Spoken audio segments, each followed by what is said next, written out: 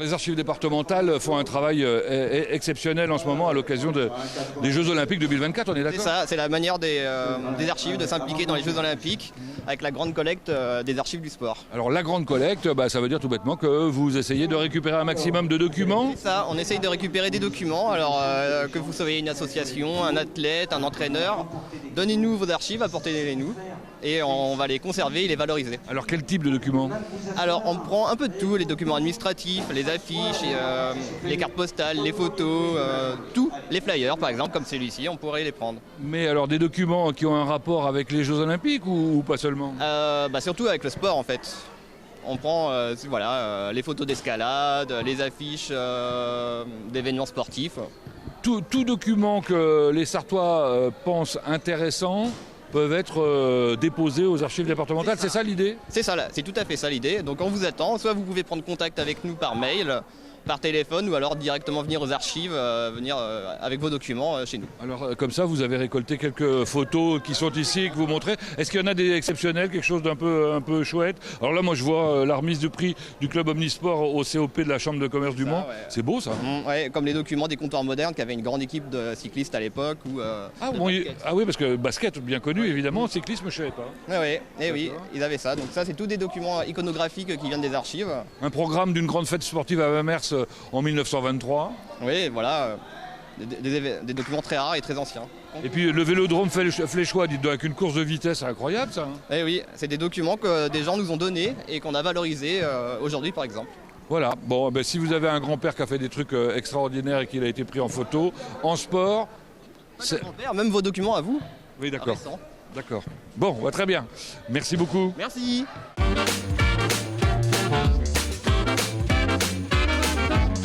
On a eu les maçons, là je suis de nouveau avec les compagnons du devoir. Bonjour, ça va bien? Eh ben ça va très bien. Alors vous êtes charpentier? C'est ça, charpentier. Donc les compagnons, nous on est venus avec une petite équipe là. Donc on est arrivé ce matin et puis c'était pour lever la charpente justement après les maçons. Alors donc du coup, vous êtes compagnon depuis combien de temps? Moi je suis compagnon, ça fait déjà 8 ans. Donc maintenant je suis responsable de jeunes dans les maisons de compagnons. Et en l'occurrence à la Maison du Mans ou pas du tout? Et là à la Maison du Mans, ouais. À la Maison du Mans on est 15 charpentiers. Après dans la maison de compagnons on est 70, donc ça fait un peu de monde. Mais que charpentiers on est 15, ouais. Et alors vous c'est quoi votre petit nom? Moi c'est Quentin. Et Quentin, vous êtes compagnon depuis combien de temps? Moi je viens j'étais en première année d'apprentissage chez les compagnons l'année dernière. Et donc là sur un prépa Tour de France, je suis parti au Mans pour continuer mon apprentissage. J'ai passé un autre diplôme. Donc là j'ai passé le CAP l'année dernière et là je passe un autre diplôme chez les compagnons. Et pourquoi charpentier? Charpentier parce que moi le travail déjà essentiellement du bois en hauteur et vraiment tout le système un peu architectural, enfin je sais pas comment vous... La création, enfin le côté... Voilà c'est ça. C'est vraiment un truc qui m'intéresse, travailler en hauteur et tout l'aspect trait de charpente, c'est vraiment ce qui me passionne dans la charpente. Vous, donc est-ce que vous pouvez nous expliquer un petit peu là globalement ce que vous allez faire, ce que vous êtes en train de faire? Eh bien alors pour notre partie, nous ça va être juste la structure on va dire essentielle pour on va dire le squelette du toit. Donc après, une fois que nous on a fini notre partie, ça va être au couvreur après de s'attaquer, des couvreurs des compagnons aussi, des compagnons du devoir. Du coup un squelette de toit ça prend combien de temps à peu près? Alors, on est à une échelle... Là on est à une échelle réduite, mais tout dépend de la surface. Mais après on a un petit ratio, même avec les murs, parce que souvent quand on est en charpente on fait aussi les murs. On va dire globalement avec une maison de 100 mètres carrés en une semaine elle peut être on va dire hors d'eau comme on dit chez nous. Donc voilà. Et donc là en l'occurrence à cette échelle-là ça vous a pris 10 minutes quoi. Ah oui, c'est facile en fait. Moi ouais un peu ouais. Non mais c'est qu'il y a eu beaucoup de boulot en amont en fait et du coup c'est pour ça que les plans etc. Les plans ont été faits avant. Nous on est arrivé en fait on a juste assemblé la structure, levé la structure. Donc du coup on va dire c'est un peu du gâteau. On arrive ici et puis il n'y a plus qu'à poser comme on dit. Donc non c'est top. Alors même question que Quentin, pourquoi la charpente?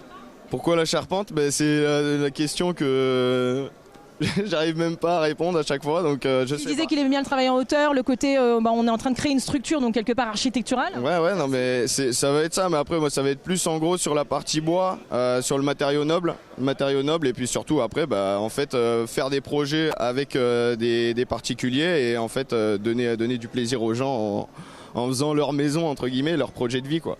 C'est génial. Derrière nous, c'est un écariste, c'est ça? Un écarisseur, ouais. Écarisseur, donc là il est en train d'écarrer une poutre en chaîne directement. Donc en fait c'est pour... on part d'un tronc, on va dire grossièrement. On part d'un tronc et pour faire une ligne droite dedans. Mais c'est les anciennes techniques de chez nous.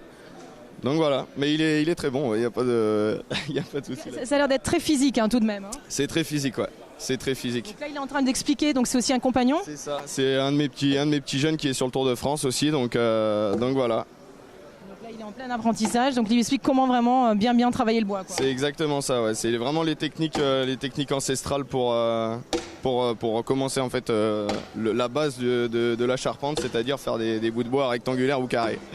C'est tout un art, hein, c'est le cas de le dire. Ah ouais, on a l'impression que c'est simple là comme ça, mais en fait pas du tout. Ouais, c'est un petit savoir-faire à avoir, mais ça prend du temps, mais après à force de travail, on arrive à faire quelque chose. Les compagnons, c'est l'excellence quand même. Hein. Voilà. La transmission et l'excellence. C'est surtout la transmission en fait. C'est la transmission, on nous apprend beaucoup de choses et en fait c'est qu'il faut vraiment le transmettre aux plus jeunes et ils sont hyper demandeurs donc c'est top. Bon, bah, c'est formidable. Bah, écoutez, merci beaucoup.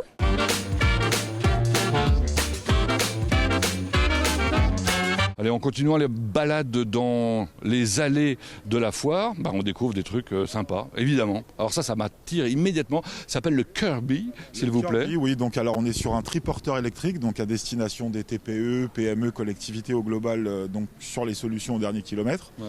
Donc, ça veut dire que c'est 100% électrique? Complètement, 100% électrique. Alors on n'a pas besoin de permis pour piloter cet engin, il suffit juste d'être muni d'un BSR, c'est limité à 45 km/h. Donc comme je vous le disais précédemment, donc à destination de tous les professionnels. Bon, je vais l'essayer, hein, je vais m'asseoir un peu dessus pour voir comment on est. Ah bah oui, même un grand garçon a de la place pour s'installer. Bon, on a ce qu'il faut pour mettre, vous voyez, on a un petit vide-poche là. C'est pas mal. C'est tout juste s'il n'y a pas la possibilité de mettre un autoradio dedans, c'est incroyable. Bon, pourquoi il y a des trucs de danger, la caution? Alors, si vous voulez, là, ça permet de stabiliser le véhicule lorsque vous êtes à l'arrêt. Et lorsque vous engagez donc ce qu'on appelle le rock et le break, donc qui sont les systèmes d'auto-stabilisation du véhicule, lorsque vous les désenclenchez, ça vous permet de partir et de prendre la route. D'accord, oui, c'est une histoire de sécurité, quoi. Bon, continuons la découverte de ce bel engin. On l'ouvre comment? Alors, vous avez des portes latérales. Donc là, on est ce qu'on appelle en cellule sèche. Donc là, ça vous permet de transporter tout type de matériel, donc notamment Chronopost nous sollicite énormément, donc pour pouvoir livrer tout simplement du courrier, des petits colis, donc pour tous les commerçants de proximité ou en tout cas en hypercentre. Alors ça, c'est une cellule sèche, ça veut dire que ça existe également en frigorifique ou des choses comme ça? Donc en cellule isotherme, donc là on est sur une contenance de 1500 litres, donc l'espace suffisant pour pouvoir livrer correctement. On peut l'utiliser pendant combien de temps à peu près, enfin, l'autonomie quoi? Alors l'autonomie là on est sur 200 km. Oh, c'est large, ouais, très large. Complètement, ce qui suffit largement. Et on peut en porter combien en poids? En poids là vous pouvez porter environ 800 kg. D'accord, voilà. Super. On peut même mettre des gens dedans, à l'arrière, non on n'a pas le droit. Alors sur un temps de charge là vous êtes entre 6-8 heures. Ok. Pour avoir la pleine charge. Ça coûte combien ça à peu près? Alors là on est sur 14 490 € et bien évidemment c'est éligible à la subvention. Donc on peut effectivement... avoir une petite réduction. Effectivement, oui. Bon, merci beaucoup. De rien, merci de votre passage en tout cas, puis bonne foire à vous.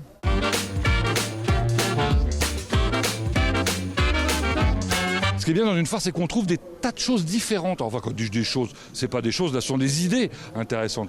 La CFDT, bonjour. Bonjour. Ça, c'est une vraie originalité. Un syndicat qui se présente dans une foire, c'est plutôt original, non? C'est une façon aussi de présenter le syndicalisme autrement, c'est-à-dire une façon d'être positif, constructif, aller à l'accueil des gens et leur proposer des informations, de l'accompagnement, du conseil. Alors là, vous êtes dans le forum. L'idée, c'est de rencontrer d'une part ceux qui adhèrent déjà, j'allais dire au syndicat, à vos idées, et puis peut-être aussi d'en rencontrer d'autres. Exactement, on est présent dans certains établissements publics, dans certaines entreprises, mais il y a beaucoup de métiers dans lesquels on n'est pas forcément présent, où il y a beaucoup de travailleurs qui n'ont pas un représentant pour les aider directement sur place, et ils ont l'occasion ici de venir à notre rencontre. Alors pour les attirer, vous avez des bonbons. On a des bonbons, on a fait un petit questionnaire. Il y a des ballons. Il y a des cadeaux effectivement à distribuer et il y a de la boisson. Jeu. un petit jeu sympa pour en fin de journée. Il y a un lot à gagner pour ceux qui auront bien répondu à nos questions sur la CFDT. Donc c'est l'occasion aussi d'échanger avec eux. Ah, d'accord, donc avant de venir, vous avez intérêt à regarder sur Internet un peu pour avoir quelques informations. Sympa, on essaye quand même de ne pas vous laisser partir dans toutes les directions. On est là pour conseiller. Alors profitons-en pour faire un peu d'infos quand même. La CFDT sur la Sarthe, ça représente quoi? C'est plus de 4000 adhérents, c'est des syndicats présents sur le secteur de la fonction publique et du secteur privé, avec ici en l'occurrence les syndicats de l'agroalimentaire, de la fonction publique territoriale, de la santé, les retraités aussi et la métallurgie qui sont particulièrement présents. Alors j'ai vu que depuis ce matin, on est jeudi l'enregistrement, je le précise, depuis ce matin, il y a du monde qui passe. Il y a du monde, on a les sympathisants, mais on a aussi autour du petit questionnaire pas mal de salariés qui viennent à notre rencontre et qui ont des questions à poser et qui viennent spontanément nous voir. Bah écoutez, je vous souhaite une bonne foire. Merci à vous.